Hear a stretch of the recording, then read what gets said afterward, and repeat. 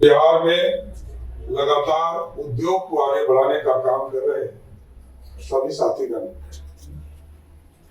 ये अपने आप में एक ऐतिहासिक दिन है कि आज बायोफ्यूल डायलॉग्स के माध्यम से एक जो पूरी पॉलिसी है इसको भी लॉन्चिंग करने का काम किया जा रहा है और साथ ही साथ बिहार जैसे राज्य में बायोफ्यूल से जुड़े हुए उद्योग लगे सीवीजी के माध्यम से इस पूरी कल्पना को कैसे जमीन पर उतारे, इसकी पूरी संरचना आपको बताने का काम उद्योग विभाग ने किया है। चाहे वो कैपिटल सब्सिडी हो, स्टाम्प ड्यूटी या रजिस्ट्रेशन का इशू हो, इंटरेस्ट का इशू हो,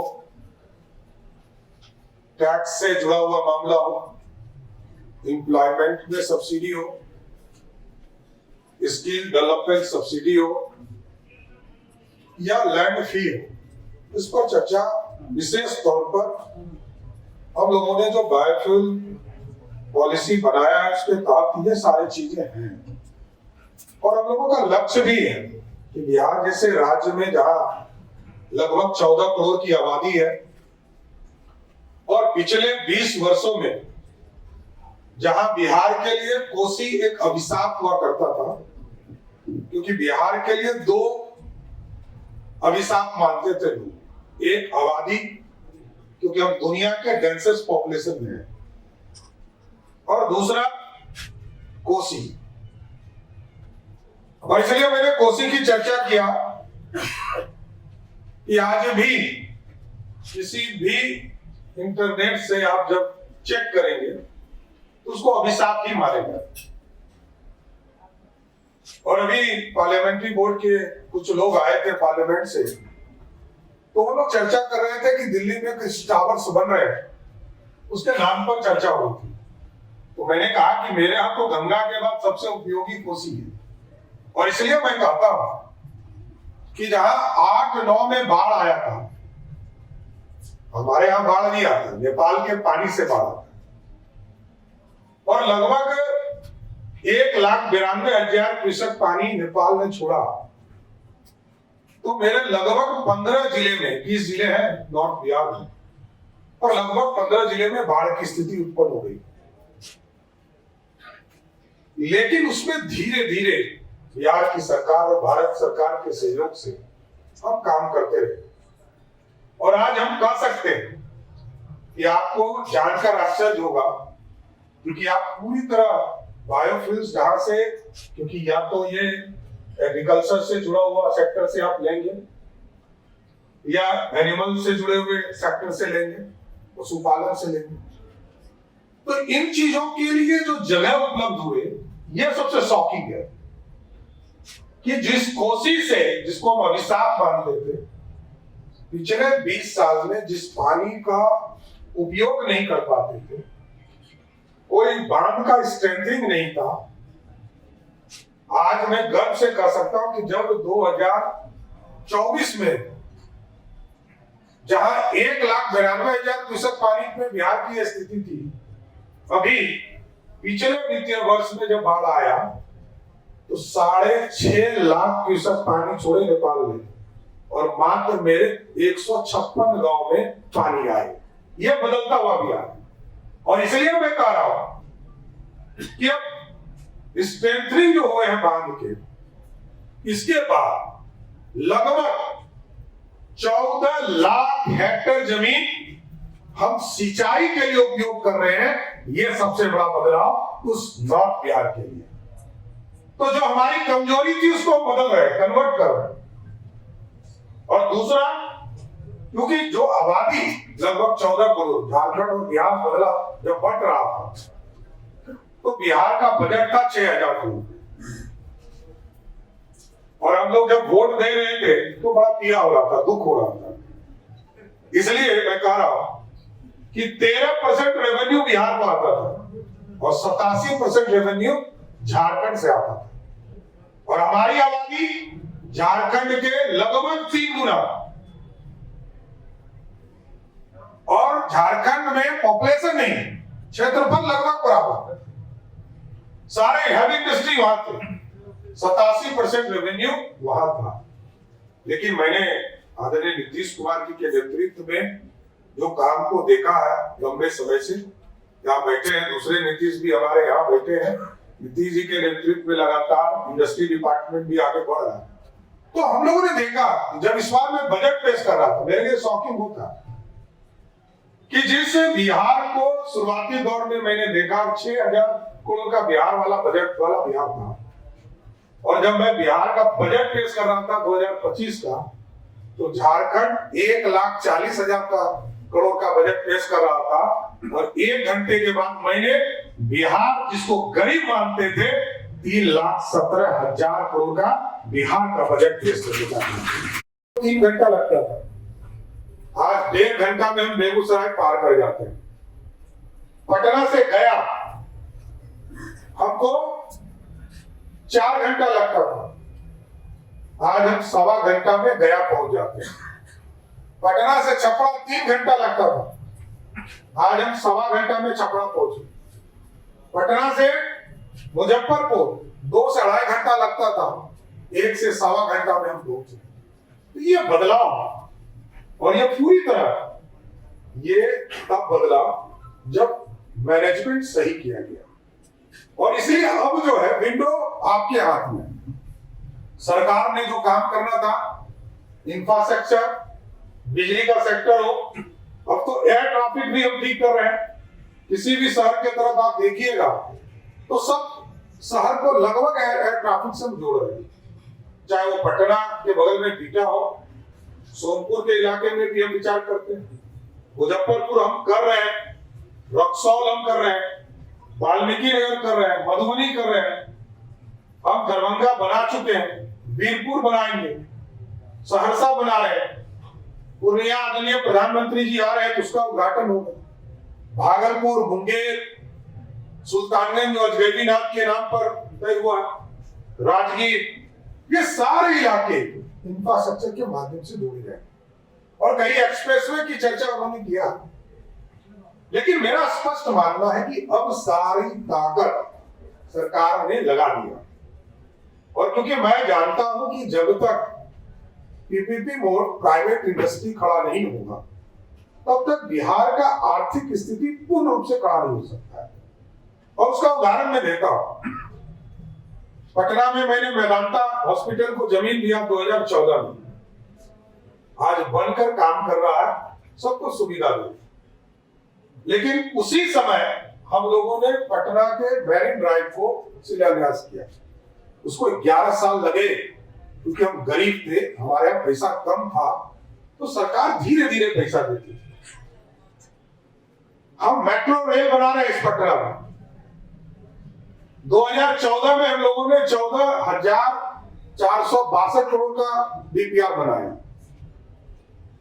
इसको बनते बनते 11 साल लगे क्योंकि हम पीपीपी बोर्ड पर नहीं आए। आज लगभग 28,000 करोड़ हो गया, लगभग 6 स्टेशन हम शुरू करने वाले हैं सितंबर के माह।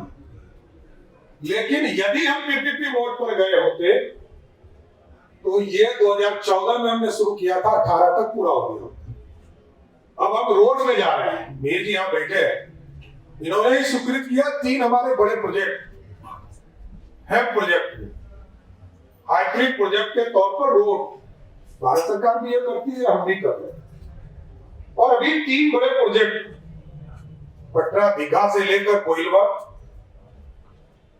मुंगेर से लेकर घोरघट, और घोरघट से लेकर भागलपुर के सबौर तक, ये लगभग 17,000 करोड़ रुपया का इन्वेस्टमेंट होगा, और उसमें सरकार सिर्फ 40% इनिशियल देगी, जिसमें वो भी 3-4 पार्ट में देगा।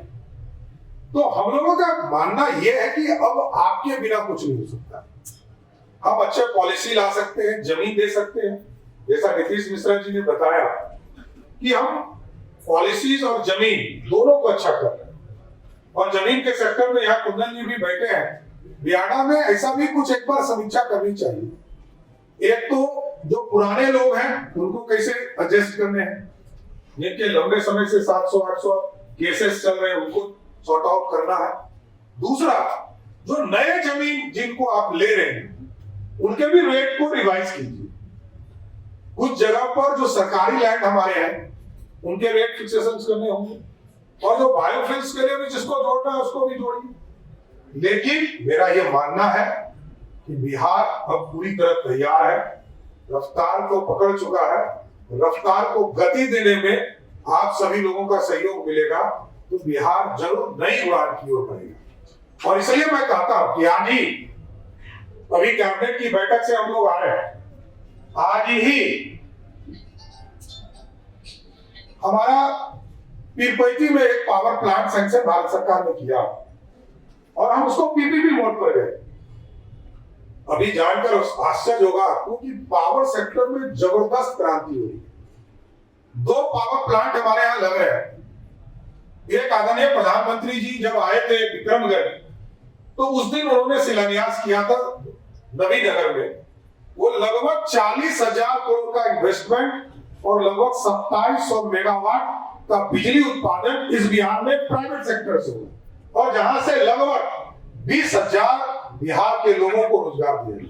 और आज ही आदरणीय मुख्यमंत्री नीतीश कुमार जी ने सहमति दिया पीरपैती में थर्मल प्लांट, और उसमें 27,000 करोड़ रुपया का प्राइवेट इन्वेस्टमेंट होगा, जहां से 2400 मेगावाट बिजली उत्पादन होगा।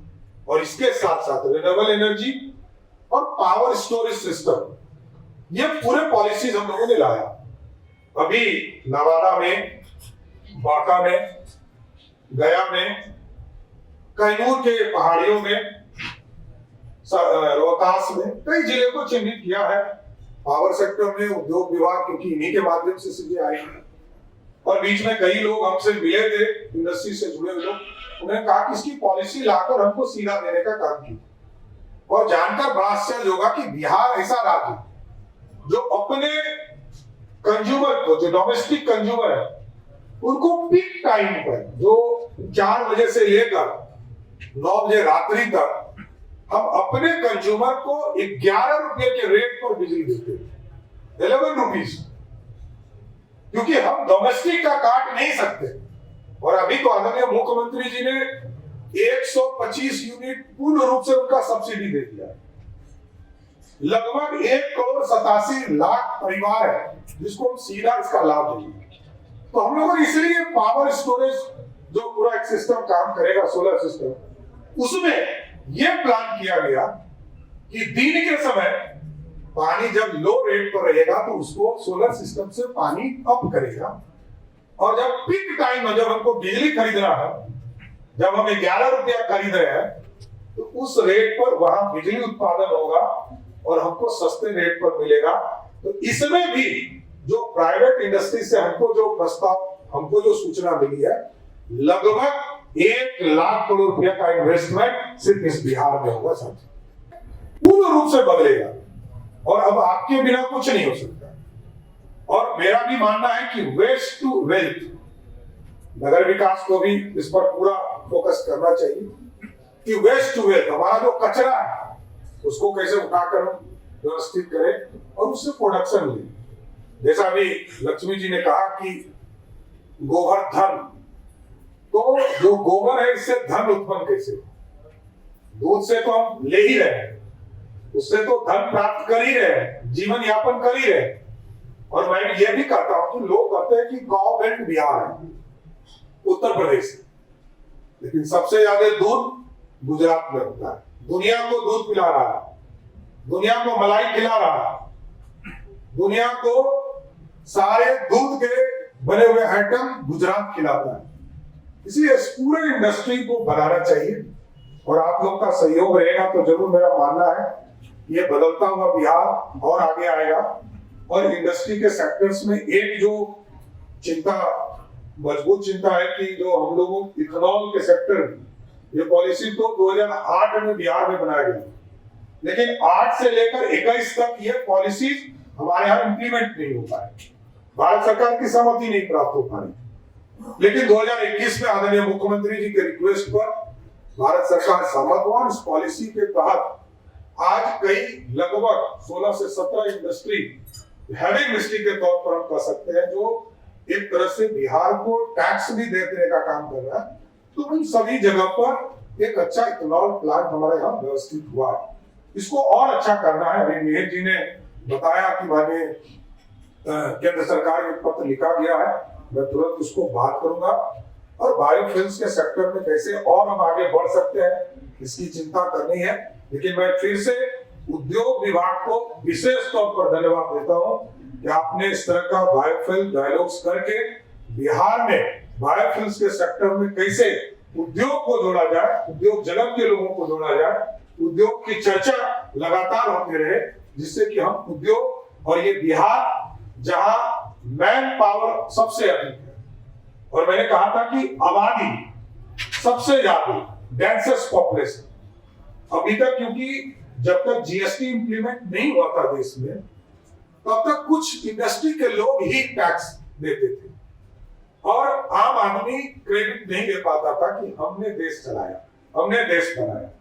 अब क्योंकि हमको एक बिस्किट का भी डिब्बा खरीदता है तो वो भी कहता है कि हमने देश चलाने में अपना योगदान दिया। तो हम कंज्यूमिंग स्टेट है।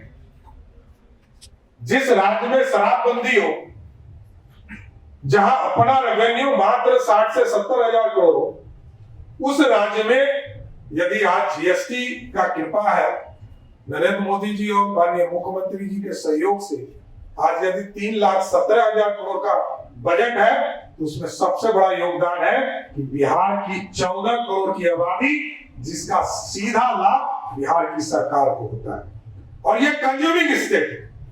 जितने प्रोडक्शन करने वाले स्टेट है वो कभी जीएसटी के लिए तैयार नहीं, लेकिन आज बिहार, उत्तर प्रदेश, बंगाल, इन राज्यों को जबरदस्त फायदा मिला जहां की इंडस्ट्री नहीं थी, इंडस्ट्री बड़े हैवी इंडस्ट्री हमारे सिस्टम में नहीं थे, तो आज पूरी तरह व्यवस्थित हो पा रहा है। लेकिन आगे के लिए फ्यूचर बनाना है, फ्यूचर में कैसे बिहार और अच्छे ढंग से काम कर सके, हैवी इंडस्ट्री की ओर बढ़ सके और जो हमारे कुटीर उद्योग है इसमें एक अहम रोल बायोफ्यूल्स कर सकता है। इसलिए मैं तमाम लोगों को जो इंडस्ट्री से जुड़े हुए हैं सबको बधाई भी देता हूं कि इस पॉलिसी के माध्यम से बिहार को बदलने में जरूर सहयोग कीजिए।